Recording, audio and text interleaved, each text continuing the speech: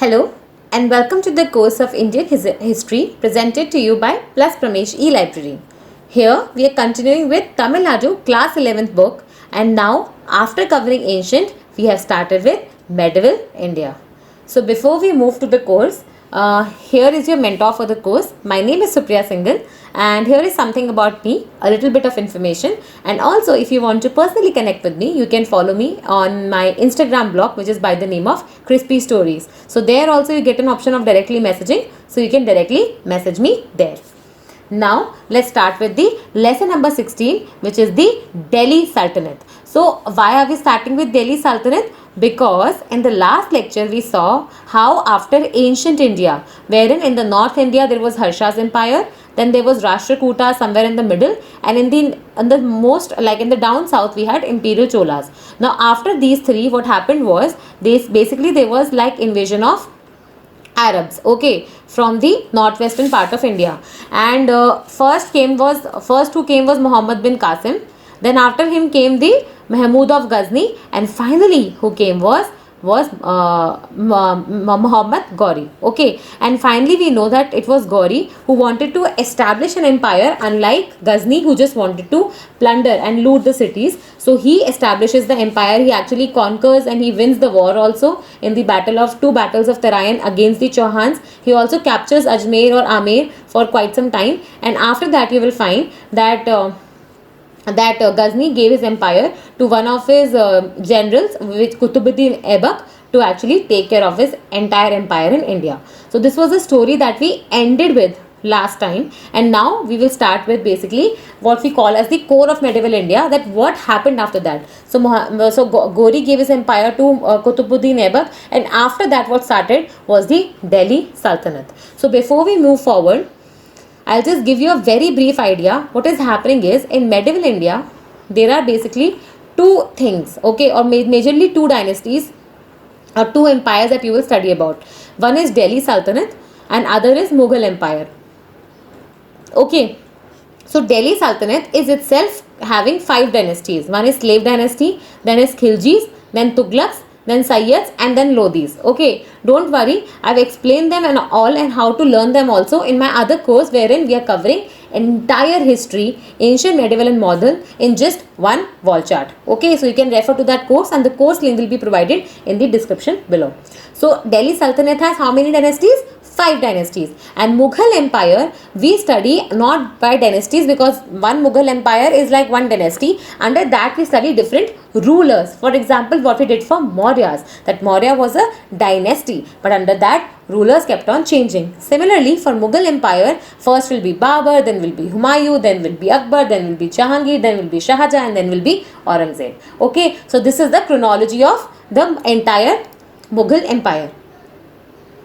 Okay, now what we will do is, see, you must be wondering that how is it possible that only Delhi Sultanate and Mughal Empire are there? There must be other empires and other dynasties also. Answer is right.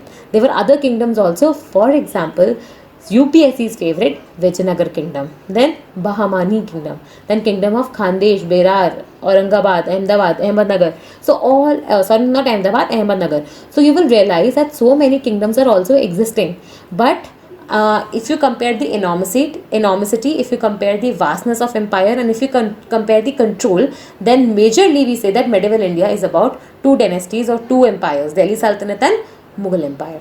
Okay, with this I hope I've given you enough background to start with the first chapter, which is the Delhi Sultanate. Okay. So we know that there was Muslim invasions in India, especially after the time when Arab or the new religion or Islam came around. Okay, after that there have been Muslim invasions in India, and what they were doing was they were coming from the northwestern side of India, and they wanted to basically occupy a seat from where they could manage the whole of India, and that seat became Delhi. So that is why you will find that the name of this empire is Delhi Sultanate, because the ruling was from Delhi. Okay. So you will find that Delhi Sultanate is actually, which itself has 5 dynasties.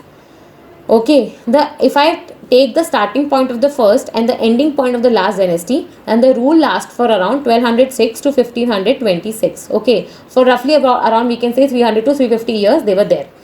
And the 5 dynasties I already told you, please remember in the same order, because it is the same order they came in: Slave, Khiljis, Tughlaqs, Sayyids and Lodhis. Slave, Khiljis, Tughlaqs, Sayyid and Lodhis. Okay. So this is how you need to remember them, because this is the order of them coming also, and this has been asked in many state services examinations. Okay. Then you will find that these are the part of Delhi Sultanate, and it's not like that they were only present in Delhi. Okay, Delhi is a seat, but they are also extending their empire, and they also, sometimes you will find that the vastness of empire has gone till South India also, especially during the Tughlaqs and Khilji's time. You will realize that their empire is extending towards South India also. And you will also find that these dynasties, because there were so many dynasties within one empire, they also tried to bring about many changes, and these changes were very long lasting also. Some of these changes, administration changes, were carried forward and taken by like later Mughal empire also, and then they were continued even by Britishers also. Okay, so we will start with the first dynasty, which is the slave dynasty. So slave dynasty was also called as the Mamluk dynasty, and slave dynasty had one more name, which is slave dynasty, Mamluk dynasty, or it was also called as the Qutubi dynasty. Why Qutubi dynasty? Because it was after the name of the founder of the slave dynasty, which was Qutbuddin Aibak. Okay. So here you will find out that what are the three names of slave dynasty: slave, Mamluk and Qutubi. Okay, now this Mamluk name, where is it coming from? So actually Mamluk was the like what do you say, Islamic name for slave. Okay, so in English it's called slave, in Islamic or Quranic term it is called as Mamluk. So hence we can call them interchangeably. Now slave dynasty, it ruled Delhi from how much time? So it was not like, I think 80-90 years it ruled. So 1206 to 1290 AD. Okay, and this is all in AD. We have left BC long time back when we started studying for Kushans. So that time we actually transferred from BC to AD, and now everything we are studying in AD only. So what is the timing of slave dynasty? So we are timing is 1206 to 1290. Okay, and here also within slave dynasty you will find many rulers coming one after other. So how do you remember it? Now I am making a flow chart here, and that you should also make in your copy. What will you do? You will first write medieval India, then you will put Delhi Sultanate and Mughal Empire here. Make a big line in between so that you don't merge these two. Then after that, in this is medieval India. So in Delhi Sultanate, you will make 5 arrows. Okay. So here it is slave, then Khiljis, Tughlaqs, Sayyids and Lodhis. Within slave dynasty, you will make 4 arrows. Okay, telling you that the rulers are changing. First is Qutbuddin Aibak. First is this Qutbuddin Aibak. Then second is Iltutmish. Then is Razia Sultan, and finally is Balban. Okay, and that is why this Qutub dynasty is called as Qutubi dynasty. Okay, and after Qutubi you will find that both Iltutmish and Razia belong to this Ilbari dynasty. Okay, and finally the third dynasty to which Balban belonged was the second Ilbari dynasty, because Razia was a son of was a daughter of Iltutmish, hence it is called as the first Ilbari dynasty, and then after Balban it became second Ilbari dynasty.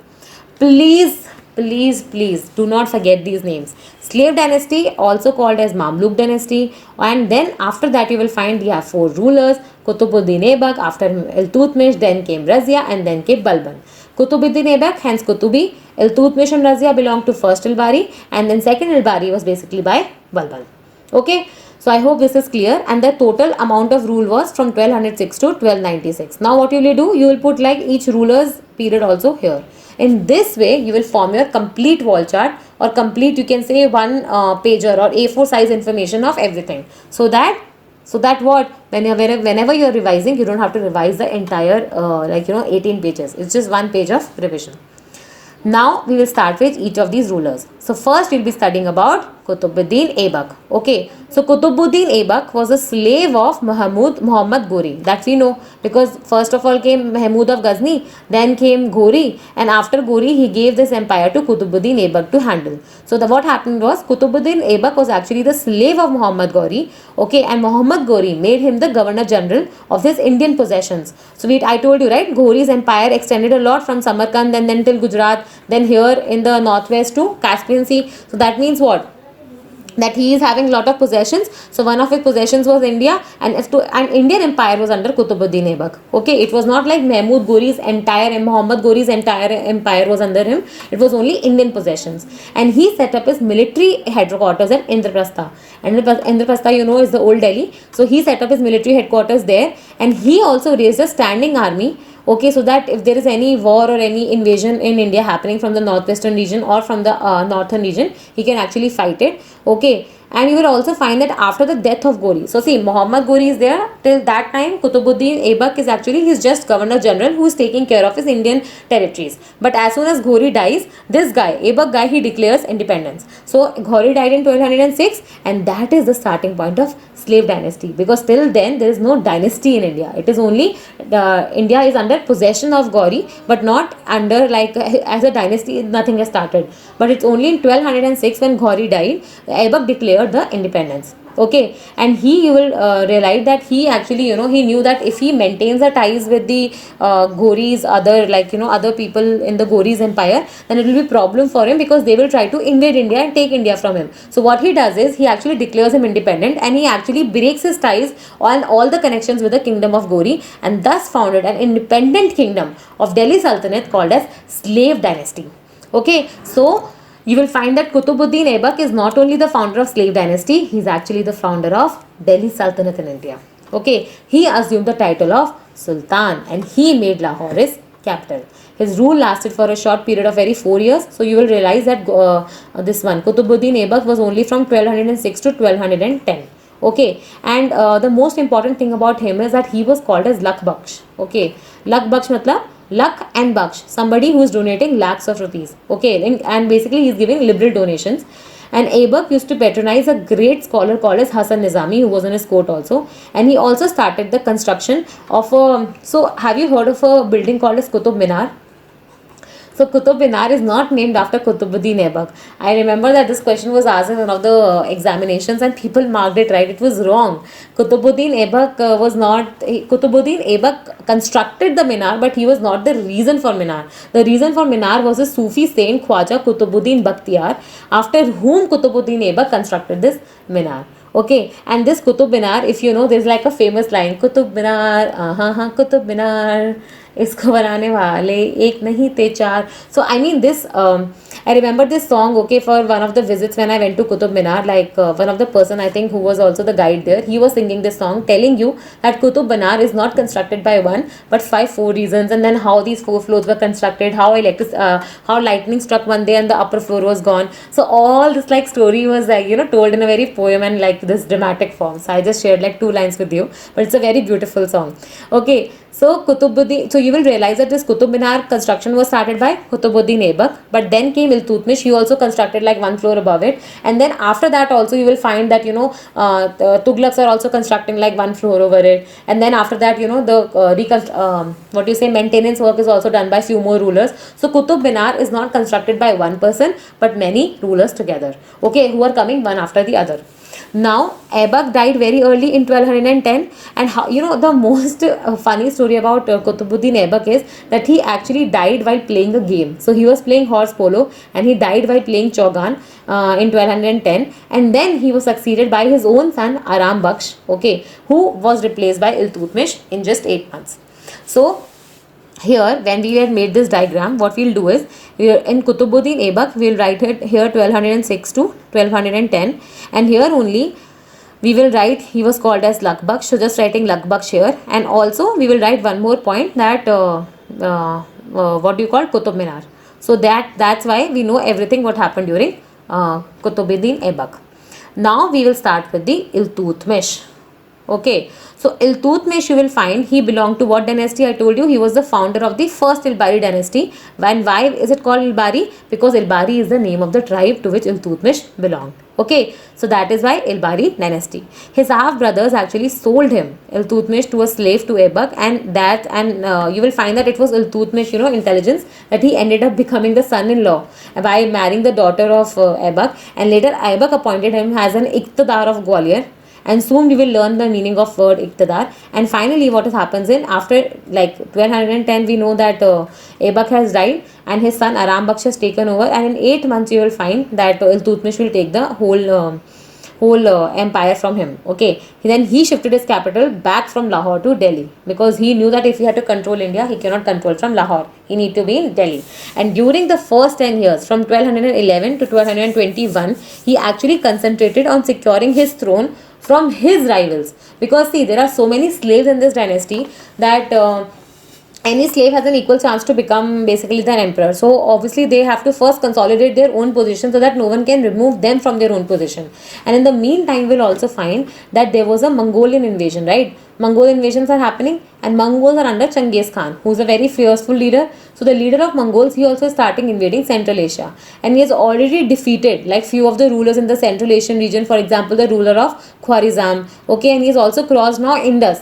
And now basically what is happening? See, central this is like India, and this is like Mongol region. Okay, Mongols under Genghis Khan, they're actually planning, they're invading Central Asian countries.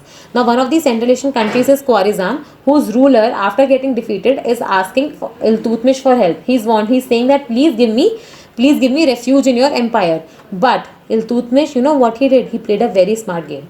He knew that if he gives this person refuge in his empire, Mongols under Genghis Khan will not leave him. He actually refuses to give him shelter. Okay, and to save his own empire from the onslaught of Genghis Khan, because he knew that his empire is just now built. There are already rivalries and conspiracies going around to actually remove him from the throne. And one more thing is needed to just remove him is this person coming and taking refuge, and then Mongol will invade. Okay, so he avoided all this situation. He very smartly played the game, and fortunately, you will find that Genghis Khan, obviously he heard about this and he said, okay, fine. If this guy is not giving refuge to my enemy, then why should I attack him? So Mongols even coming till Central Asia, okay, just right next neighborhood of India, they still didn't come to India, and he still went back to his own place. He didn't attack India.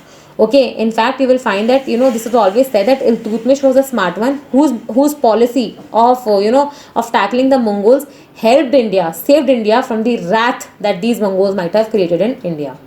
Okay, then you will find that Iltutmish, after consolidating his position in the empire, he actually marched. He wanted to extend the empire now, expand it. So he marched against Bengal and Bihar, and you will find that he defeated them easily and he got his control over them.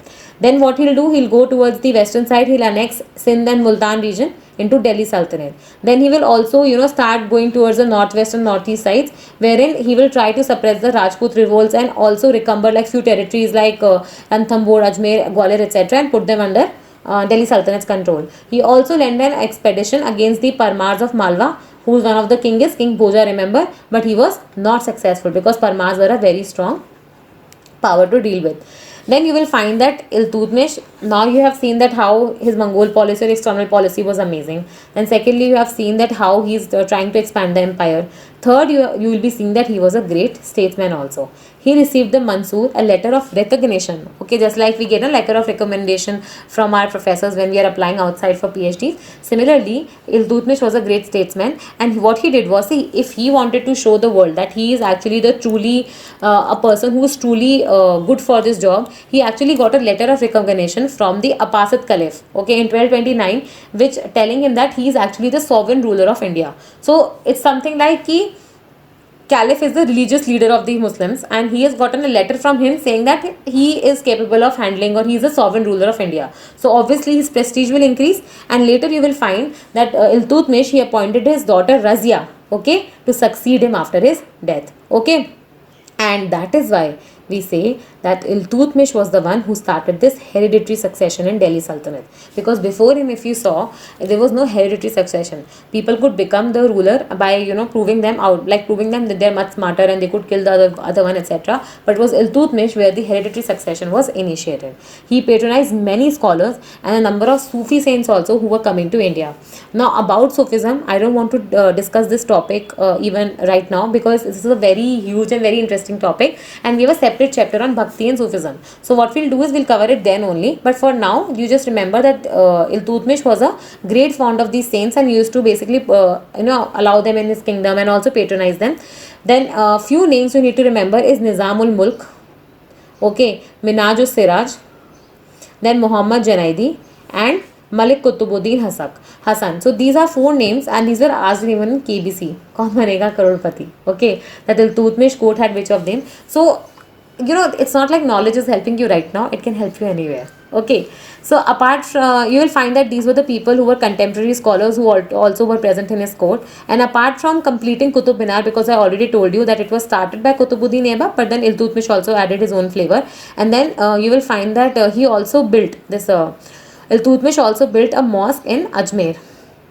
Okay, then you will find that Iltutmish, he introduced this Arabic coinage into India and the silver tanka also, and this is important.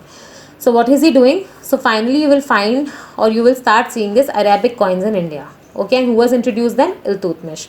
Okay, and he's already introduced this silver tanka coins of 175 grams in weight, and these silver tanka coins, you can say they're somewhat like modern rupees. Okay, and Iltutmish, this is also important. He also created this new class of ruling elites of 40 powerful military leaders, which were called as the Chalisi or 40. What are they called again? Chalisi or 40. Okay, so what is this 40 or Chalisi? Chalisi is like this band of 40 ruling elite people or the nobles who will give advice to the ruler on how to rule and everything. Okay, so and later on you will find that this Chalisi becomes a problem because then they start exerting more power over the king.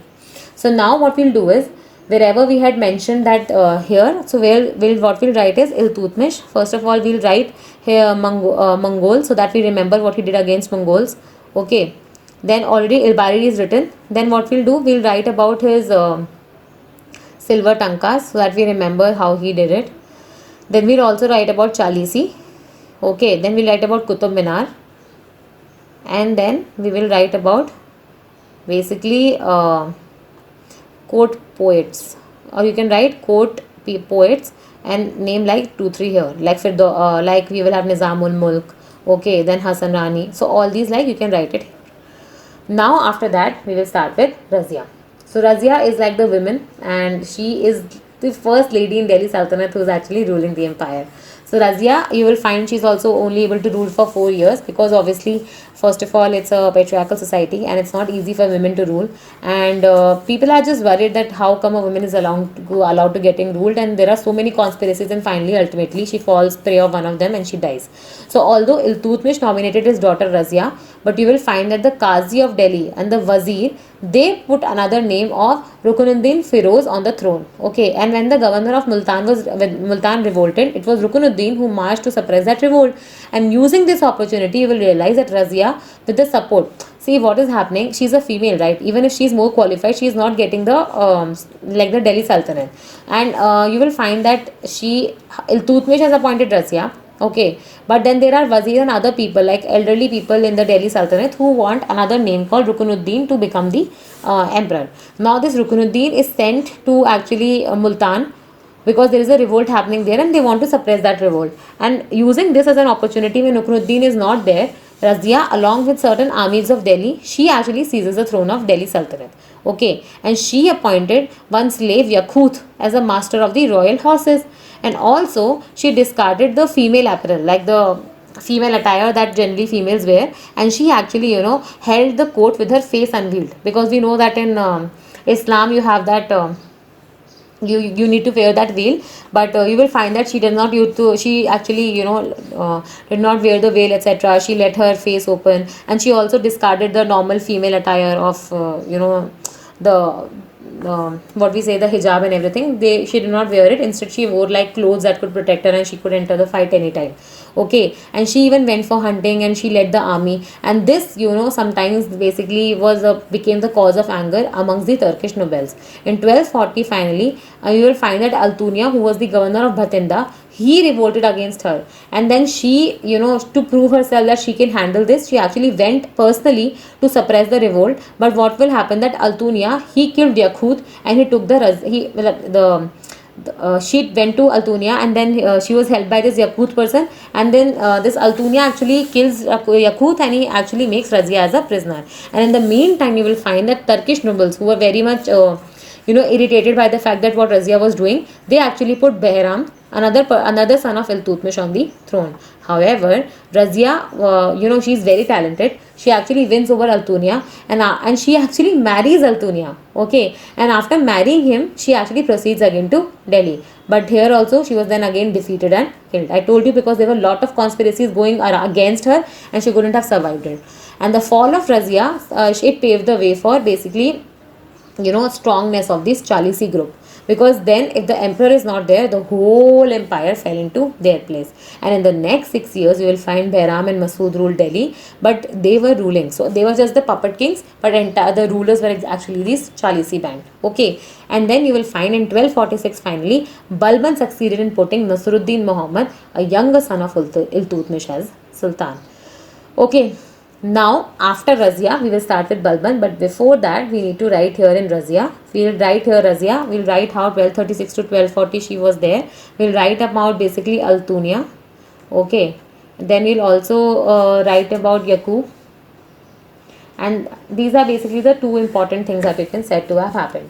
Now comes the era of Balban. So Balban's era basically lasts for long, and it starts from 1246 and goes till 1287. So roughly around 40 years he got to rule.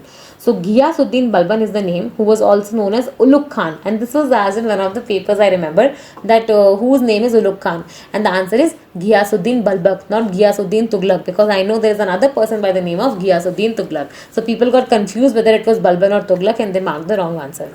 So it is Ghiyasuddin Balban, and he served as a naib or a regent to Sultan Nasruddin Muhammad, and he also strengthened his position by how? By marrying Sultan's daughter. So he became the son-in-law. Now Balban was very powerful in the administration, but he had to face a lot of troubles because of this rivals in the royal court, because everybody was like, how can a normal person just marry Sultan's daughter and then start taking all the important decisions. So he had to overcome all these difficulties, and finally in 1266 Nasruddin Mahmud died without issues, and Balban, being the son-in-law, he ascended to the throne. Now Balban, after seeing all these rivalries and all these plots which are going against him, he basically understood the problems of Delhi Sultanate. He knew that his real threat came from this Chalisi band, the band of 40 nobles, and he was also convinced that only by enhancing his power and authority as a monarch, as a king, that he could actually disband this Chalisi and also consolidate his own position.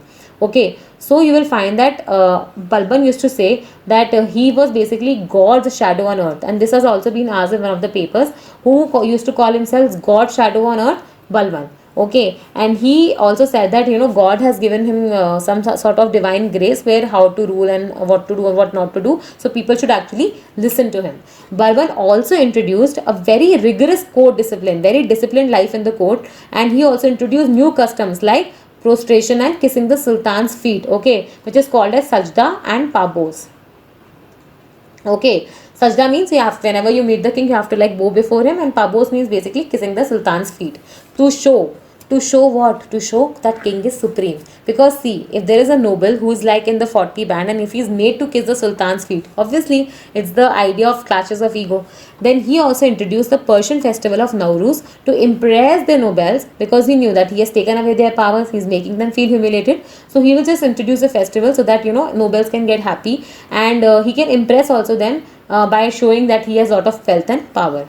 He stood basically as a great champion of Turkish nobility, and at the same time he did not share an equal power with the nobles, because for him nobles were a real threat to his authority. And Indian Muslims, see, he is basically a Turkish, okay, so he is giving more importance to people who are from Turani origin or Turkish in nature. He is not giving the same importance to Indian Muslims as such. Okay, and you also will find that he used to appoint spies so that he can keep an eye on what nobles are doing, or are they trying to basically overthrow him. Then Balban, he was determined to break the power of 40, and he only spared the obedient nobles, the nobles who used to listen to him. If you revolt against him, he'll get you eliminated from that Chalisi band. Okay, Malik Bakbak, the governor of Badon, was publicly flogged. Flog means kode marna, and you recently know that Saudi Arabia has actually disbanded flogging. It has banned flogging, that you can't do flogging anymore. So flogging is kode marna. So you will find that one of the governors were actually publicly flogged for his cruelty towards his servants, and that is how he used to actually show the place of nobles in front of their own crowd. Okay, similarly, one was actually punished for killing a man who was drunk. Then there was another governor who was poisoned. So instead of expanding kingdom, you will find that Balban spent most of his time, like 40 years, and not expanding his empire, but making himself more stronger, consolidating his own power, consolidating his empire, and restoring law and order so that nothing could move without his permission. He established a separate military department, and this is extremely important because this was asked in UPSC prelims.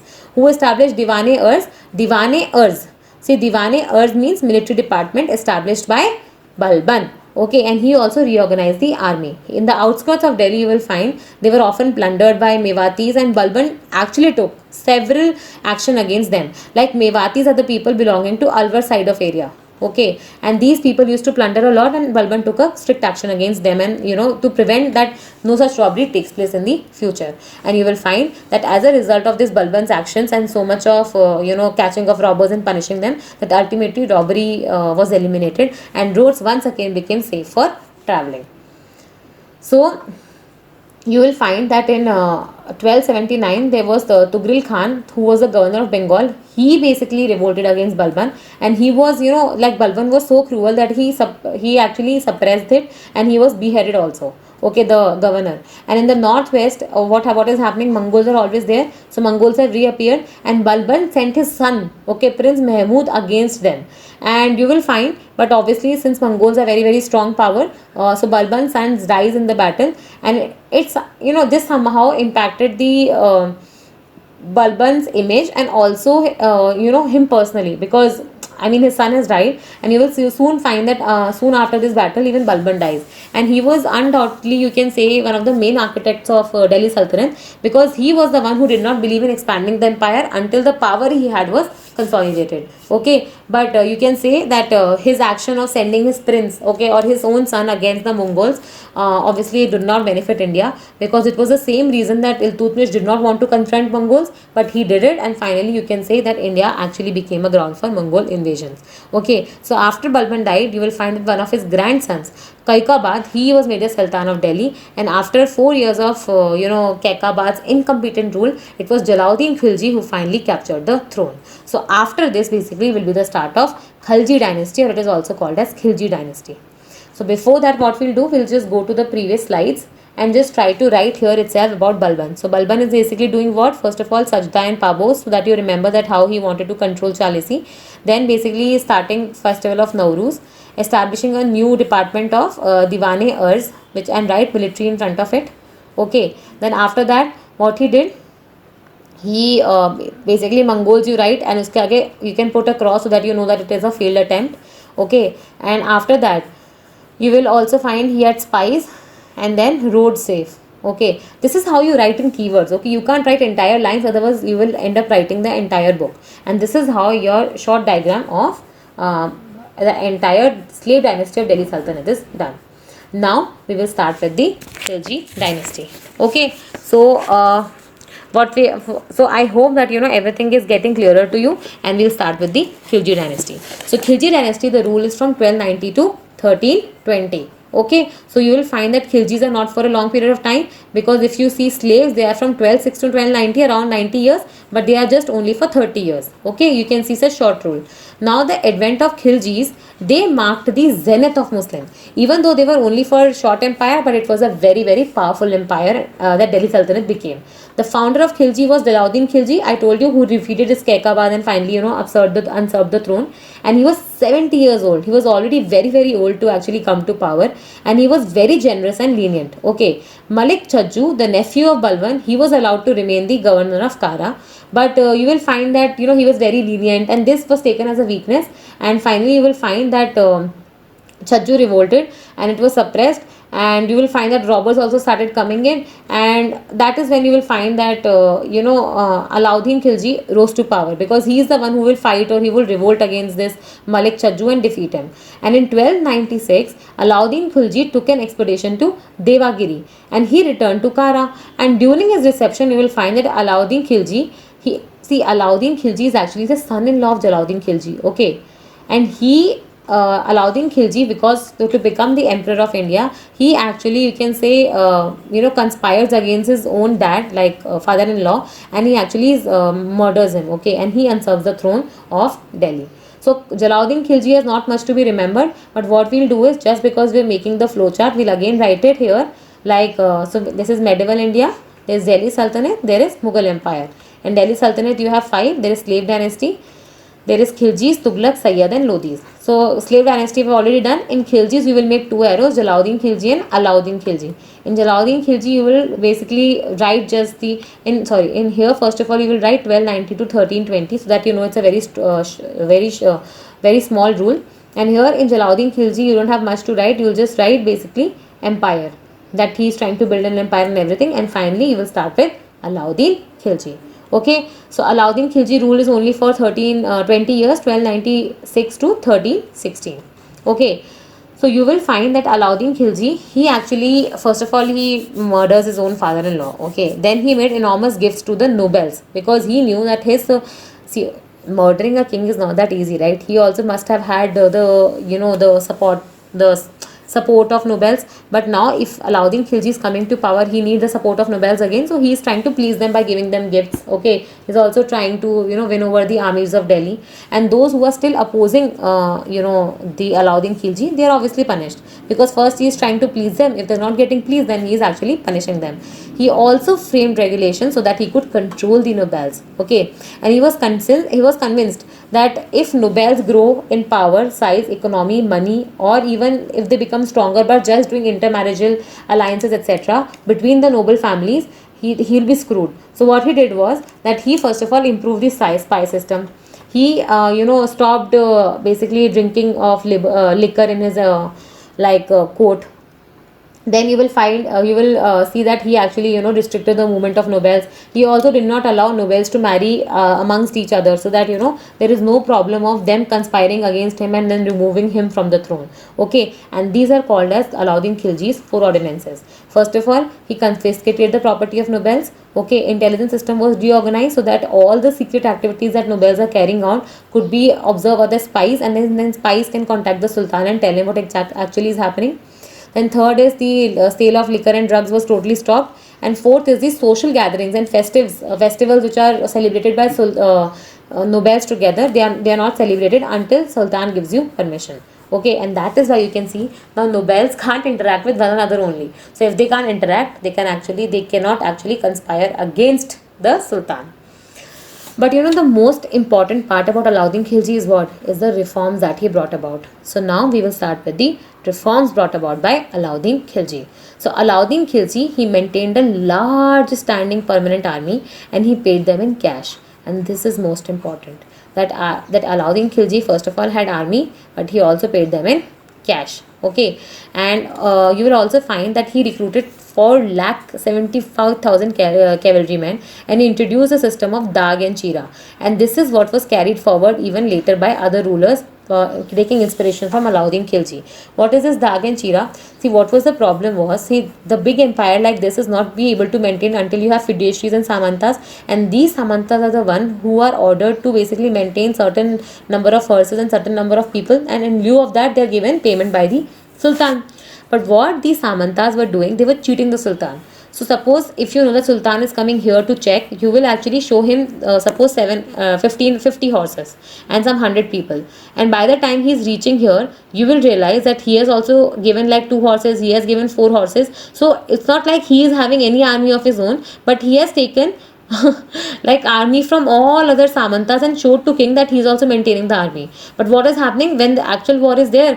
King is saying that I want 4 lakh horses, but he's actually getting only 2 lakh, because the rest of the 2 lakh horses were never there. They were only shown to be there.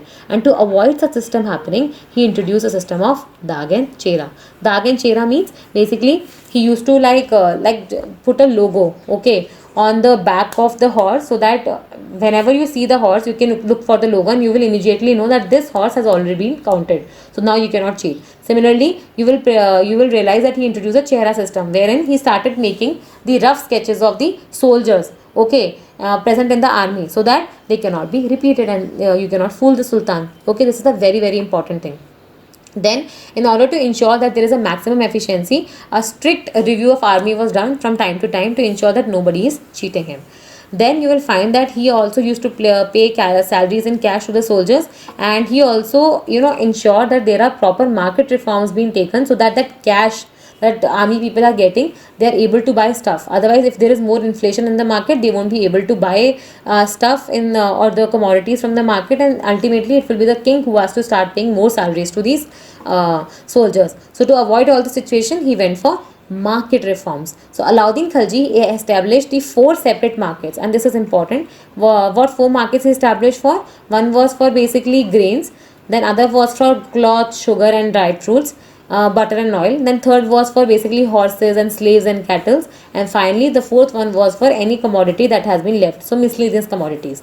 Okay, and each of these four markets were under the control of an officer called as Shahana-e Mandi.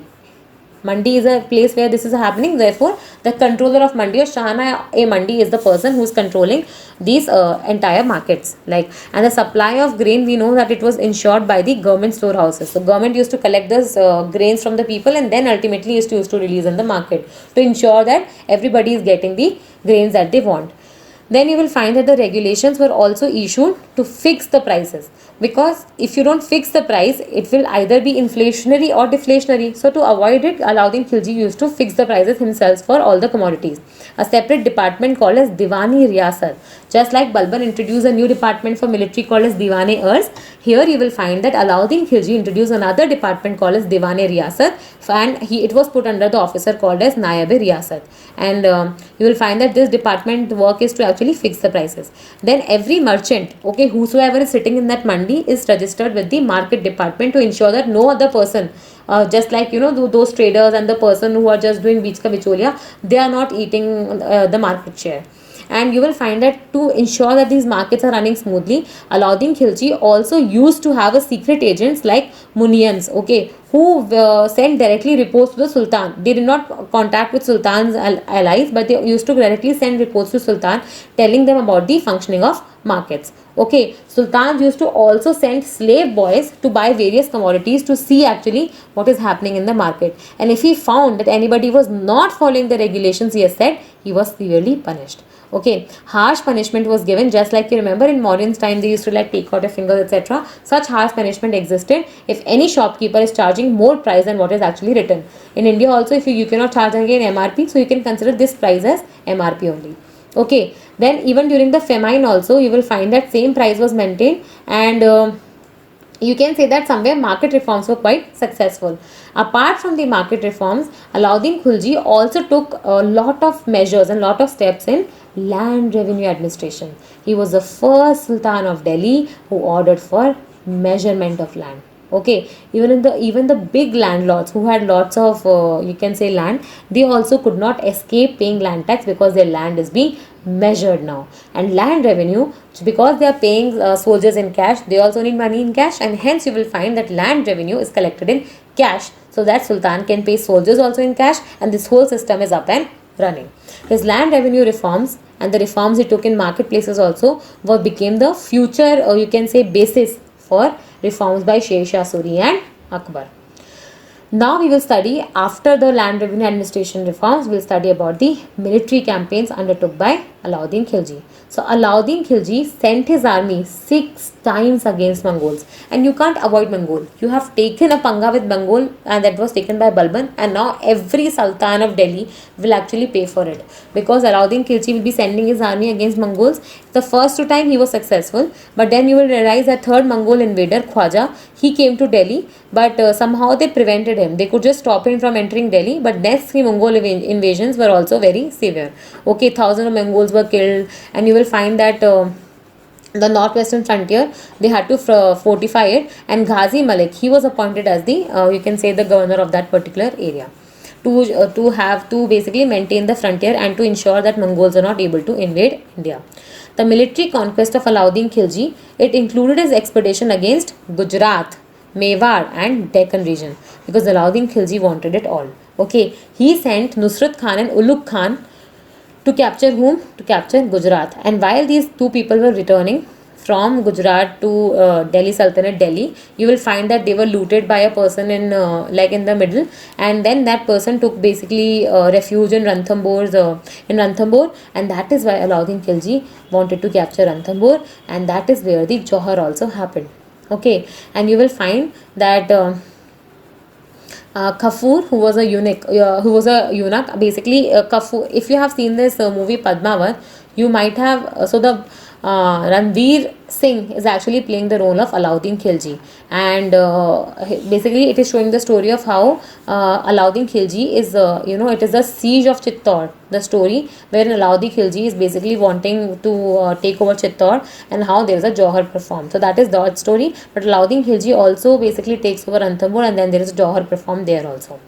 So Kafoor, if you know that person who's always there with Ranveer Singh and who's trying to give him information, that he is that Malik Kafoor. Okay, that Malik Kafoor, a eunuch, he was also taken to Delhi, and later he was mailed as the Malik Nayab, the military commander. Okay, and Kafoor is basically the person which Alauddin Khilji buys for, I think, 1,000 dinar, and that is why he's also called as the Hajar Dinari, because Kafoor literally in 1,000 like rupees, you can say, he was bought, but then he became a very loyal person to the Alauddin Khilji, and that is how he rose in ranks. Then finally in 1301, Alauddin marched against the Ranthambore, and after the 3 months war and battle, you can say, it finally Ranthambore fell to Alauddin Khilji. And Rajput women, I told you, they performed Johar or self-immolation. After this, you will find that Alauddin Khilji next turned his attention towards Chittor, and it was Chittor. We know that it was under basically Raja Ratan Singh, okay, who was a very powerful ruler, and Chittor was an important location also, because if you have to go to Gujarat, if you have to go to Malwa from Delhi, basically you will have to cross Chittor. So he wants to capture Chittor now, and you will find that the obviously it was not easy to capture over Chittor, because the Chittor fort was very very strong, and finally after months and months he was able to capture Chittor also. And in 1303, Alauddin Khilji, he stormed the Chittor fort. Raja Ratan Singh and his soldiers fought valiantly because they were Rajputs, but the Rajput women, knowing that they might lose the war, they actually, under Rani Padmini, they performed Johar. Okay, and this is the story which is written by Muhammad Malik Jaisi in 1500s. Okay, after 200 to 300 years of incident, in his famous novel called Padmavat, and which was converted into story. Okay. Then Alauddin Khilji's greatest achievement was basically his conquest in the south. So we know, we are talking about his military campaigns. We are saying basically how he is first of all maintaining his northwestern frontier. He is saving the empire from Mongol invasions. Then how he has already captured Ranthambore, Chittor and Malwa region, and now he is moving towards Deccan and southern region. So this region was ruled by 4 important dynasties, and this has been asked in one of the state services examination. So there were Yadavs in Devgiri. Okay, there was Karkatiyas in Warangal, there was Hoysalas in Dwarsamundram, and then there were Pandyas in Madurai. Okay, and in Alauddin, you will find that he sent this Malik Kafoor, okay, the same guy Hazar Dinari, against the ruler of Devagiri first, okay, who was Ramchandra Deva, who obviously was less powerful, and he accepted Alauddin Khilji's, and he's accepted that he will pay tribute to the Alauddin Khilji. Then again, the Malik Kafoor launched a campaign against Warangal, and Warangal were under Kakatiyas. And Kakatiyas question has already been asked in UPSC prelims last year. So please, when as and when Kakatiyas will come, we'll read about them. Okay, then there also their ruler was Pratap Rudra Deva, who was also defeated, and enormous booty was taken from the place. Then Malik Kafoor's next target was Hoysalas, and Hoysalas were basically from Madurai, and the ruler was Veera Balala III. He was also defeated, and again vast booty was taken by Alauddin Khilji. And the next march and the last march was against Pandyas, where Veera Pandya, he fled himself. He left the capital Madurai, and finally Kafoor seized the capital, and he took enormous wealth back again to Delhi. Okay, so whatever treasury got spent in fighting these wars of Chittor and Ranthambore, they were filled from the expeditions in the south. Then Alauddin Khilji finally died in 1316. Although Alauddin Khilji was illiterate, but you will find that he actually had many people, many literate people in his court, like Amir Khusro, okay, and Amir Hassan. He's the same Amir Khusro who basically is the founder of Khayal music. He's also the founder of Tabla. He's also the founder of Sitar. He is the founder of Ghor Rag. Okay, so he has done many things. So he also this Alauddin Khilji also builds a gateway called as Alai Darwaza, which is also still present in Delhi, and it was constructed in capital in Siri. Then after him, you will find that Mubarak Shah and Khusru Shah became the successors of Alauddin Khilji, and Ghazi Malik, who was the governor of Dipalpur, he killed the Sultan Khusrau Shah and ascended the throne under the name of Ghiyasuddin Tughlaq. So Ghiyasuddin Tughlaq's real name is Ghazi Malik, and he basically captures the throne from the last Khilji ruler, and then finally usurps the throne. So before we move forward, because there was so much information about Alauddin Khilji, it's better we write it down. Okay. So what all we'll write? So we'll just make a flowchart. Just like here, medieval India, we have Delhi Sultanate, we have Mughal Empire. I'm repeating it so that you just learn it here itself. Then there is slave dynasty, Khiljis, Tughlaq, Sayyids and Lodhis. Within Khilji, Jalaluddin and Alauddin. Jalaluddin does not have much about it. Alauddin Khilji, first of all, you will write son-in-law so that you remember that how he became the ruler. Okay, then basically you will find that 4 ordinances and write against nobles so that you know that how he wanted to curb the power of nobles. Then you will write about the reforms. Okay, where first of all you will write about the army reforms where you have like large standing army. फिर यहाँ write cash so that you know that he paid in cash. Then you will also write here Dag and Chira system within army only so that you know that he wanted to do this. Okay, then in reforms you will also write market reforms, wherein in market reforms first of all you will write 4 separate markets. Okay, then you will write Munians so that you know that they were the secret agents. Then you'll also write spies. Okay, then you'll write harsh punishments. Okay, then you will write about the Diwane Riyasat. Okay, so that you know that there is a new department set. And then you will write Shahana-e-Mandi, and then you will write fixed prices. Now what will this do is you are dividing basically everything. Now within market reforms also, you will write here basically 3rd types of reform, which is land revenue reform. So you will write land measurement, okay, as one of the things that he did in this land reforms. Now what you will do, so you have written market reforms, you have written 4 ordinances, you have written how he was a son-in-law, and now you will basically, the 4th thing that you will write after reforms is this military campaigns. Okay, so I'm taking it to the next page. Sorry, so we'll just, what we'll do is we'll just run I'll start writing here. So what is the military campaign? So military campaign, first is northwest frontier, then is basically Mongols, okay, then is Gujarat Berar, then is basically Chittor and Ranthambore, and finally in Deccan. And in Deccan you can write 4 states, which is Hoysala, Devagris, Kakatiyas, and finally Pandyas.